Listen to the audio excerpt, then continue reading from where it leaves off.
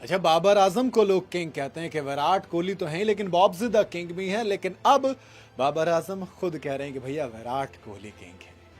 बड़ी बात होती है ये, क्योंकि अक्सर आपने देखा होगा ये बाबर वर्सेस विराट के फैंस बड़े भिड़ते हैं। हालांकि बाबर आजम फिलहाल तो विराट कोहली के आसपास भी नजर नहीं आते, लेकिन अब जब बाबर आजम से खुद पूछा गया कि बाबर आप बताइए, फैब फोर की अक्सर बात चलती है कि कोहली, स्मिथ, रूट और विलियमसन, इसमें एक्चुअल में है कौन टॉप पर? बाबर से ये बात कोड स्पोर्ट ऑस्ट्रेलिया में हुई थी, है ना। दरअसल बीबीएल खेलने गए हुए हैं, कुछ खास कर नहीं रहे थे, 250 आई, स्लोएस्ट 50 थी, बट अब इन्होंने स्मिथ के साथ एक 141 की पार्टनरशिप की, जो कि सिडनी सिक्सर्स का हाईएस्ट ओपनिंग पार्टनरशिप है, वो रिकॉर्ड बना।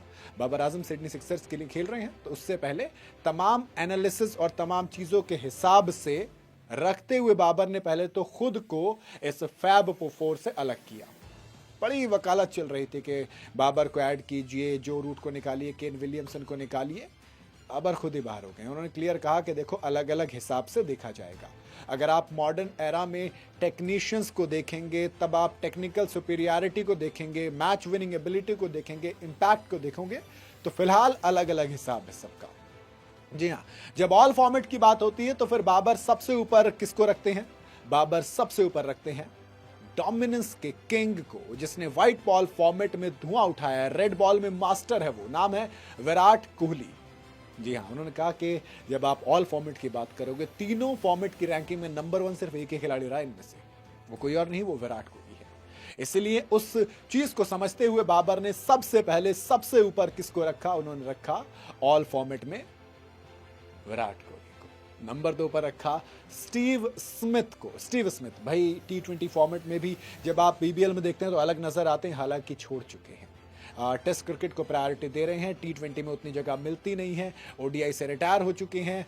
T20 में अब मौका मिले ऑस्ट्रेलियन साइड में, वो तो ना की बराबर है, लेकिन फिलहाल आप सिंपल सी चीज रखेंगे कि बावजूद इसके वो नंबर 2 पर जरूर है। नंबर 3 पर उन्होंने केन विलियमसन को रखा है ऑल फॉर्मेट में। Kane Williamson ODI and test दोनों में बेहतरीन है। T20 में केन विलियमसन नजर आ जाते हैं, बट उतने प्रोमिनेंट नहीं है। जो रूट स्पेशलिस्ट हैं टेस्ट के, इसलिए वो नंबर 4 पर रखे गए हैं। मे बी जब आती है टेस्ट रैंकिंग, तो दोस्त टेस्ट में फैब 4 में स्टीव स्मिथ को नंबर ऊपर पर रखा है, नंबर 1 पर। मॉडर्न डे ब्रैडमैन कहा जाता है।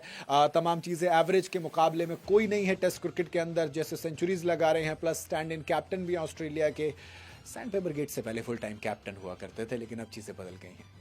जोसेफ एडवर्ड रूट नंबर 2 पर हैं। भाई साहब, बड़ा मुश्किल है इस चीज को समझना, लेकिन जो रूट को बाबर आजम ने नंबर 2 पर रखा है। करंट एरा में जब आप 21 के बाद से कन्वर्जन रेट देखेंगे हंड्रेड्स का, तो तीनों ने मिला के इतने नहीं मारे जितने जो रूट ने अकेले सेंचुरीज मारती हैं, लेकिन बावजूद इसके बाबर आजम ने इनको नंबर 2 पर रखा है। नंबर 3 पर विराट कोहली को रखा है टेस्ट क्रिकेट के अंदर। रिटायर हो चुके हैं टेस्ट से, लेकिन जितना खेले कमाल का खेले। ऑल फॉर्मेट में नंबर 1, तो फिर टेस्ट में नंबर 3 है। और यहां पर इन्होंने टेस्ट में नंबर 4 पर केन विलियमसन को रखा है। देखो, सिंपल सी बात है, बाबर आजम ने तमाम चीजों को रखे ऑन फील्ड के लिहाज से देखा है ना, कि कौन कहां पर है। बाबर आजम की खुद की बात करें तो हालात खराब है। बाबर आजम 2025 में तमाम चीज़ों की बात चल रही थी कि भाई फॉर्म नहीं है, T20s में 34 का एवरेज है, टेस्ट में 31 का एवरेज है, तो कहीं ना कहीं अपने गेम पर काम जरूर कर रहे हैं। फिलहाल तो इंडिया श्रीलंका में वर्ल्ड कप होने वाला है, T20 वाला, उसमें मौका मिलेगा नहीं मिलेगा, वो तमाम चीज़ें चल रही हैं। ओडीआई वर्ल्ड कप 2027 को लेकर ट्राई कर रहे हैं, और इन तमाम चीज़ों के बीच में बीबीएल सिर्फ इसीलिए चल रहा था कि वर्ल्ड कप स्क्वाड में मौका आ जाए। ठीक है, फैब फोर में बाबर के लिए नंबर 1 पर विराट कोहली है ओवरऑल अगर देखा जाए तो। बाकी आप बताइए, आप किस लिहाज से फैब 4 को रैंक करते हैं, कमेंट में जरूर बताइएगा।